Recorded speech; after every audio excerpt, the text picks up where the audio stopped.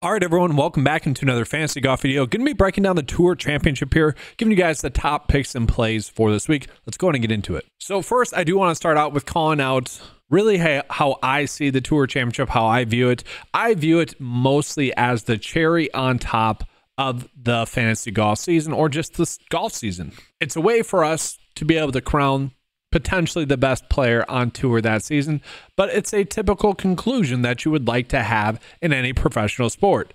I saw Scotty, and I've seen people online already kind of complaining about the Tour Championship. There's no need for that. It's the best outcome that we can possibly have. And when you kind of look at it as the cherry on top, maybe like an all-star game in sports is kind of how I like to look at it, where it's just nice to see the best players in the world, at least this season, play again. But like, if you guys heard Scotty's quote from like 2, maybe 3 weeks ago now, where he's like, I could come out and have a back injury and not win and not be rewarded for, being the best player. Like, that literally happens in every other single sport. All right. Brock Purdy gets injured in a playoff game. Yeah, the Niners are not going to win. Giannis Antetokounmpo isn't healthy heading into the playoffs and he doesn't play in the playoffs. The Bucks aren't going to win the NBA championship. That is every single sport ever, Scotty. Okay. Like, that is just tough luck at that point. Like, you don't deserve to win if you're not healthy enough to win at that point. Now, if you want to talk about like the player of the year award, maybe, but I think that's just a good way to go about looking at it, guys. You'll get much more enjoyment out of the Tour Championship if you do it that way as well. But let's look at it, guys. So the reason why Scotty seems to be a little bit fired up is because he did kind of, I don't want to say he choked away last year. Victor Hovland went out and shot at -27. I mean, he went off. Rory had a very nice come from behind win, but we can see, typically speaking, the average score is about 21 under par. And if we go ahead and take a peek at the leaderboard, it's already going to have the scoring adjusted. So a lot of people don't actually like that the scoring is adjusted. I'm perfectly fine with that. To me, the only other thing that you could do to be able to reward players for playing well throughout the regular season, and I wouldn't want this, it would honestly be to shorten the distance for, let's say, Scotty, Xander, whatever. Each golfer gets about 10 yards off in turn. And so instead of strokes, and I guess it wouldn't be 10, whatever. I don't like, it's fine. The way it's set up is fine. Once you start doing stuff like that, it gets stupid. This works. Sky's getting rewarded for a great season. Xander's getting rewarded for a great season. That's how it should be. But in terms of betting and in terms of DFS, this is somewhat important in terms of which golfers we want to be targeting. All in all, though, in terms of like DFS, I don't really care where they're starting at. If a golfer is playing well, they're going to be scoring. And if they're scoring, they're going to be shooting a better score. And so I think that's what we should mostly be concentrating on those golfers that, once again, are going to outproduce their price tag. Now, we did that last week with Max Gracerman and the week before. Worked out both weeks. Had he not had a terrible round one, it would have been much better. But kind of the point of that is that if you target a player that's clearly a little bit underpriced, you should have a good week. Now, guys, obviously this is a small tournament field event. I'm just going to do some quick hitters as to kind of what we're looking at. So in terms of golfers that have the best course history, and let's just look at it in terms of golfers that have had 2, 3, or 4 starts over the past 4 years. And we're going to sort it by course history average. Xander. We know Xander has just absolutely loved this track. And he is someone that I really do expect to go out and potentially win. I mean, he's only down 2 strokes, and this is a course that he loves. Everyone's going to be on him. I think DFS-wise, he's easy to play. Betting-wise, I don't mind just betting him, and then maybe one other player that I'll mention later on. JT's had some good course history, 5th, 4th, 2nd. You got Patrick Cantlay, who's been playing pretty well lately as well. Also has good course history here. Rory, obviously a former winner here. He's won it twice, but he's relatively played well here. Scotty, besides 1 week, played really well. Like, we should be locking in at least a top 7 finish out of him, top 10. But at the same time, if he doesn't win and you're playing him at his price tag, that's not going to really help you, because if anyone else wins, that means they had maybe 2. In Xander's case, maybe he scored 2 birdies more than Scotty or something like, or an eagle. Those additional points are going to add up. But for the most part, I mean, looking at this, guys, we want to be looking at really golfers that just have course experience. I think that's going to be huge here. We're not going to see many players splash a big upside finish here that haven't really played it before. Now, there are exceptions to that rule, obviously, but in terms of the high-end golfers that we're going to be targeting, I think that's what we want to look at.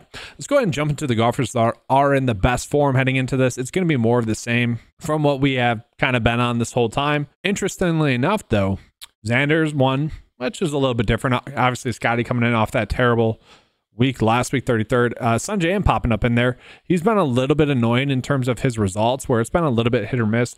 Kyle Morikawa, again, kind of falling off there. And then Sam Burns popping up in there.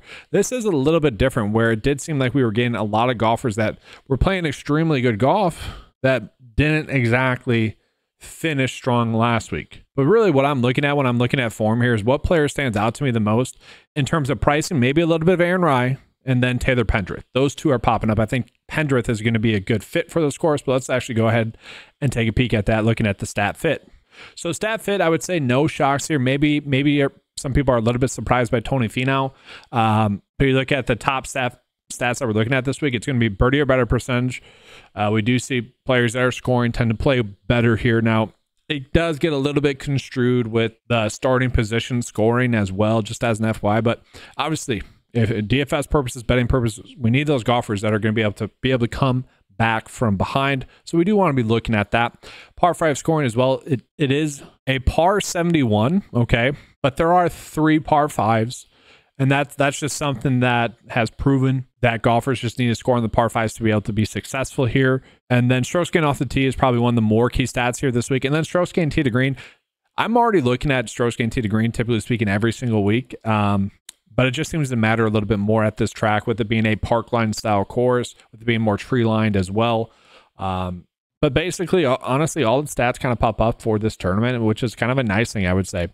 Just real quickly, specialist wise, this doesn't really matter too much this week, in all honesty. Like maybe Russell Henley is someone you're getting to a little bit more because you like that he's popping up as, what is that, the 6th best specialist this week. Sure, I can buy into that a little bit. Maybe you play him in DFS like a 50-50 decision maker a little bit more than someone else. I'd be okay with that in that regard as well. But all the players that we would already naturally be on are popping up in here as well. So it is good to know, but let's go ahead and jump now into the top plays for this week. And so guys, real quickly, I do want to start out with just getting into my favorite outright bets for this week. And really, to me, there's one that I like the most in terms of the odds that we're getting on him. If you are trying to chase a long shot bet, I think Sam Burns does have the firepower to be able to come from behind and potentially win. Mostly, I like the fact that we're getting his odds at 45-1 on both PointsBet and FanDuel. Those are some good odds there. And we are seeing some big differences for his line. Now, I haven't looked just yet to see this, but I'm sure there's going to be some sort of strokes market as well. I'd be fine with him there. Strokes only market. But we look at kind of why I like him. Well, one, it's the form, definitely trending in the right direction. Okay, so since 5 events ago, 55th, 31st, 12th, 5th, 2nd, it's gotten better and better each time. Now, yes, a little bit of fields being limited a little bit there as well, but still playing great golf now. You look at his course history, has 3 starts here, finished top 10 last year, which is kind of fine, but not really, but we need him to go off pretty much. But at least he has that course experience. Like I would actually say this is kind of bad course history here. But he is someone that I do think can go out and score. That's what I want to be looking at. And a weird kind of narrative that I could push as well, which I don't know if I truly believe it, but would be, you look at his win against Scotty Scheffler in the match play tournament, which I missed. I didn't check if we got it back this year. I hope it's back. Scotty choked that away against Sam Burns. Obviously, they're pretty good friends there. Maybe that becomes a little bit of a variable. If Sam Burns is kind of pushing, maybe he could go out and win. Now, again, I want to reiterate, he is down by a decent amount. I wouldn't want to recommend anyone lower than where Sam Burns is starting out. And he probably needs to make up 2 strokes at the start of the week there, or in round 1. But I don't mind that line that we're getting on. Again, 45-1. I'm kind of okay with that. And then really the only other one I'd be wanting to bet is going to be Xander, 2-1. That's where we're getting on basically every site. Sure, on PointsBet, 2.3-1. BetMGM 2.25-1. Obviously, we'd rather make those bets. I mean, Xander's pretty simple. A great course history, great stat fit, great specialist. I mean, he's had a great season, no doubt. Easy to play. And so for DFS purposes, I feel pretty comfortable playing both of those guys as well. Clearly shooting for upside here with this build. From there, who else would I be looking at? Well, I want to jump down actually into the value tier first. And to me, the player that does stand out the most is going to be Taylor Pendrith. Now, Taylor Pendrith is not going to be popping up as much as Aaron Rai. Aaron Rai, the data does like a little bit better. So this is maybe more of a personal bias that I have, but I'd be fine with rolling with him. And I do want to call it, you got Justin Thomas right there as well, who's had that great course experience here, who does seem to be playing slightly better. You got Seb Straka there, who's been kind of someone that presents random upside, and he has played this course well as well. I think the point I'm really trying to make here is that we want to be targeting probably one of those four, maybe two of those four, especially in builds that we're going to have Xander. I'm going to go with Taylor Pendrith because I personally feel like he's a little bit of a better fit for this track. And you kind of look at it, guys, par 5 scoring, 4th in the field, 12th in birdie or better percentage. I would have thought he'd been better strokes gain off the tee and strokes gain tee to green. Only 29th and 26th, which again, for this week, really not that good there. But given the form that he's been in recently, 18th, 22nd, 5th, I'm kind of okay with that. I think he gives us a great chance at outproducing his price tag. But you could also go with Aaron Rai as well, who is going to be a good fit as well. Now, kind of predictably, Aaron Rai, after his victory, somewhat fell off a little bit. This should be a better track for his game. And again, I don't mind him as well. It's one of those two. I'm going to go with Pendrith for now. If we need the $100 savings, we'll go on to Aaron Rai. I'd be fine with that. So from there, where else can we go? I really don't mind the idea of Tony Finau at his price tag. He is someone that continues to deliver good enough results, has relatively good course history here, finishing 20th, 9th, 11th, and 17th. So obviously we'd want that 9th or 11th place finish. If we get a 20th, that is not going to help. But he's at a price tag where I feel like he's going to be able to return value there.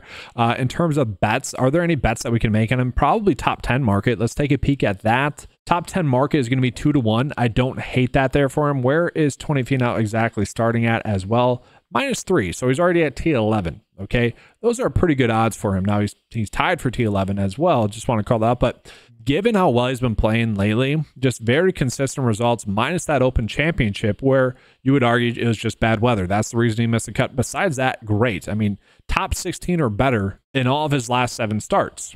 That's pretty huge. So again, really like him 2-1 to top 10. I think that's pretty solid. And DFS wise, at that price tag, I really don't mind it. I think we're going to get good value there. So from there, Sungjae Im is certainly someone that does pop up a little bit. He's been playing great golf for the most part. I don't mind him. I feel like he's a good GPP play. The 9-to-5 model likes him a little bit more than outright data does as well. And the same thing with Tony Finau. Like the 9-to-5 model likes him a little bit more than the model rank with the outright odds and Vegas odds included. That's the difference, guys. So it's the 9-to-5 model, and then we also factor in the Vegas odds. And so Colin Morikawa is still popping up pretty well data-wise. I'm fine with him as price tag. The way I look at this range right here is kind of the shoulder shrug range. I've mentioned this a decent amount where you end up on that range, you kind of just shrug your shoulders, maybe play just the highest priced player. Now, I do think if I had to choose, I would want to go probably Cantlay first, just given the fact that he does have that slightly better course history, and Cantlay has been playing better recently. Whereas Colin Morikawa, maybe his form has slightly fizzled out, where we might still be catching Patrick Cantlay on the upslope of form. Either way, those two are going to be good plays. Let's actually go ahead and fit in Patrick Cantlay into this build for now.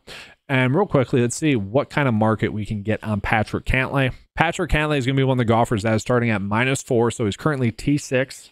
And 1-1, I don't mind that for top 5 odds. I really don't. I think that's pretty solid. I would take that. That's good. And so from there, build-wise, we got 6.9 left over. I don't hate that. I don't love that. Let's see who we can get. So 6.9. I'm just using the data slicer for that. Probably Justin Thomas. Honestly, like I think I'd be fine with that. Again, Seb Straka is there. I'd be fine with him. Maybe try to get unique and go with Aaron Rai. Pair up Rai with Pendrith. I think I'd be okay with that. That's a kind of a way to get unique.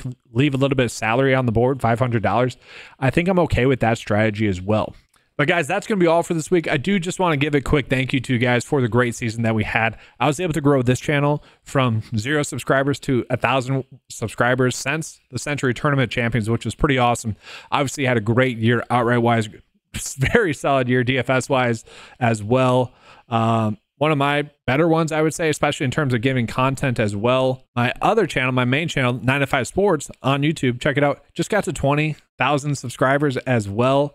If you guys are wanting football content or maybe betting content, make sure to check that out as well. Again, I kind of treat the Tour Championship as the cherry on top. It's a fun tournament. Enjoy it. And then I think we have a week off, and then we're back at it again. I will be probably trying to cover the DP Tour a little bit as well in weeks in which we aren't getting a PGA Tour event. So be on the lookout for that. Appreciate you guys being here. If you guys want access to any of the 9to5sports.com tools, head on over there right now. They're available for just $10 a month. Best value out there. I price it that way for you guys. Whether you already have a membership or not on another site, I price it that way so you guys can either use this as an add-on or use it as your only site. You really don't need another one. But take advantage of that. All right, thanks for watching. And as always, let's keep cashing.